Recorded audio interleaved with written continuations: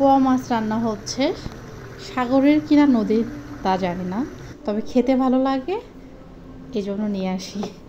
তো এখানে এই যে পোয়া মাছ, এটা লাল পোয়া, এটা হচ্ছে 2 রকমের হয়ে থাকে, একটা সাদা পোয়া, একটা লাল পোয়া। যারা নদী এলাকার মানুষ তারা এটা খুব ভালোভাবে চেনে।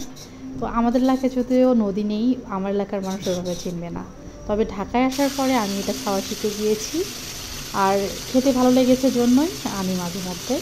তো যাই হোক, এটা আমি আজকে ভুনা করব। এটা ভালোভাবে কেটে ধুয়ে আমি ভেজে নিচ্ছি, যেহেতু মাছের সাইজগুলো একটু ছোটো এই জন্য আর কেটে নেইনি। তো এই যে ভাজা হয়েছে, তো ভাজা হয়ে গেলে এখানে আমি এখন মশলাটা কষিয়ে নেব। তো এখানে আমি সব কিছু একটু করে মশলা দিয়েছি। আমরা কিন্তু সবাই নর্মালি জানি যে মাছ কীভাবে ভুনা করে। তো সব কিছু মশলা কষিয়ে তার মাঝে একটা টমেটো কেটে দিয়ে দিলাম, দিয়ে কিছুটা পানি দিয়ে আবারও মশলাটা ভালোভাবে কষিয়ে নিলাম।